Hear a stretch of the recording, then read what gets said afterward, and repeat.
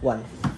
Ladies and gentlemen, can you guys imagine how mad and angry people will be if in PSDC quarters or PSDC semis, UAP-A and UAP-B conspire against the other two teams in the round to team up and have an implicit understanding to work together to fuck the other two teams within the out rounds. Like, really think about this. Debate, as is with F1, is largely about prestige. Like, a lot of what OO and Ops bench analysis is contingent on the marginal benefit that you have in getting second place.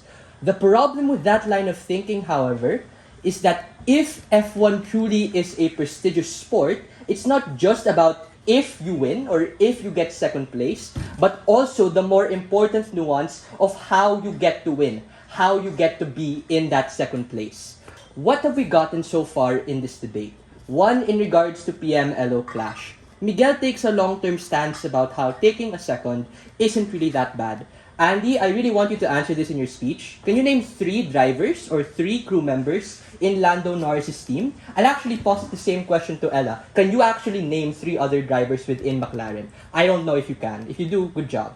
Joseph preemptively nuances this just by saying, as the main actor within this motion, you probably should be able to be a lot more self-interested within yourself just because that is the most proximate things you can control. Secondly, I will be charitable to opening opposition by taking their premises at their best and explaining why a lot of their benefits in regards to letting the team win from an outside perspective looking in will probably cause immense controversy for these particular things to happen. Before I get into that extension though, I just want to respond to 2 main arguments coming from Miguel. 1, you will get more benefits being under LN shadow. Panel. Yes. Out of order. What? So, I think I got disconnected midway through your speech. What? Well, okay. What time? It's currently 1 minute and 45 seconds, and the last point I heard is you need to be more self-interested. Okay.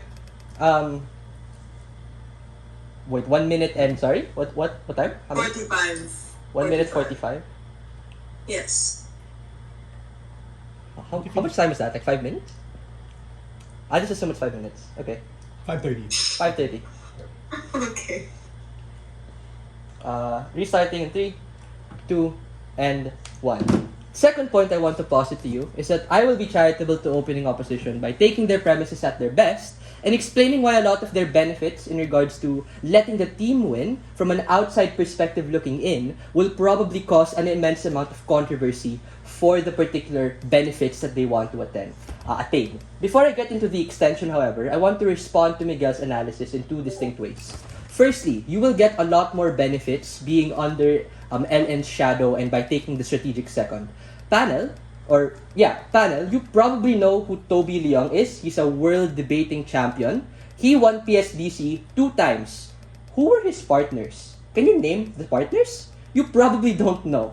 The reason why this is important is because the name recognition of LN matters, and it matters as a consequence of you being the actor who's probably not going to be so known. So, maybe it does benefit LN, but it doesn't benefit you to the same extent that opening opposition claims that it will have. The second thing I want to respond to is actually a pretty creative idea, right? You probably already did follow orders in the past coming from Miguel. The problem here, as to what Seth has already preempted in his speech, is that there are changing realities and that you have to be a lot more strategic for the team by not just conceding to it and not believing in Lando that he can overtake you. Because that's not the crux of this case, right? Like, there is also a circumstance where LN or Lando can actually take you over in a legitimate way. And if that really does happen, then we're perfectly fine with that. Precisely because it comes as a consequence of his own skill and as a consequence of you trying your hardest to succeed. What is my extension then? Why this, ironically enough, will discredit and put a lot of flack on the McLaren team as a whole.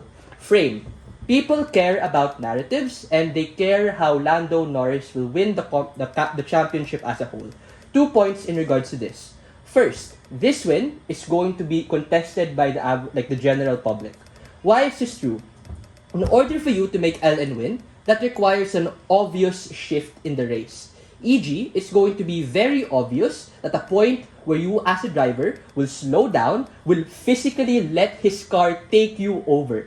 Let's be clear, even if they were teammates, just as in debate, you will still be expected to fight them and do your best, right? That's why in competitions you can still go up against your own instimates. Even if opposition claims that they do it subtly, this is where Seth's analysis on the false expectation that LN can have about himself, that he can win all of these other championships in the future, is important. You're literally setting up your actual good person for failure precisely because you are not like doing the meritocratic thing and taking him up at its best.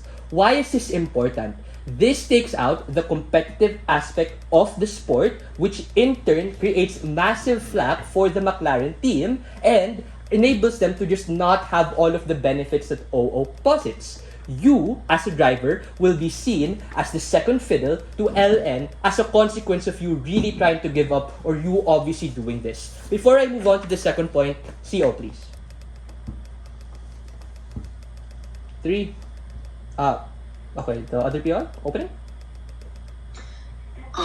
Where is this backlash coming from? The strategy of people, letting their teammates take over for more points, for a better opportunity for McLaren is an old and existing strategy. Where is this backlash coming from? Can you give me an example? Wait.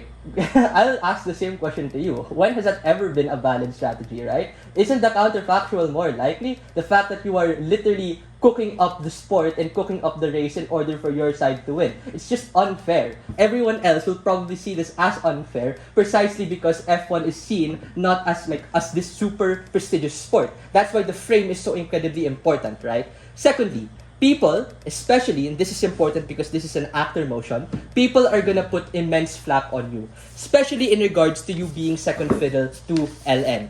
That is to say, as a result of you doing this in a strategic manner, at best, on opposition's best case, you are literally just going to be seen as that random dude who made LN win, and you will never have any of that coverage or any of that excitement that comes as a consequence of you being second place. There really isn't a mechanization as to how Miguel thinks that being second place is going to be good, right? At least on our side, if you do it precisely win, you have the pushback or you have the potential for other teams to take notice of you because everyone cares about that first place. How then do we win this debate? A couple of reasons. The first is on the analysis and importance on the actor. Joseph's entire argument really tackles the interest of the main stakeholders in this debate. It's not just about you as the rookie driver, it's also for LN and the entire team. Again, you need to prioritize yourself and you need to do your best precisely because that's also what is enabling the other team to succeed. Secondly, I'll agree with OO that strategy is important. But on our side, we are probably going to be more strategic as a consequence of you doing the right thing, doing the meritocratic thing, doing all of these things in order for you to set the best chance for yourself to succeed and for the team to succeed. For all of those reasons, please don't give up.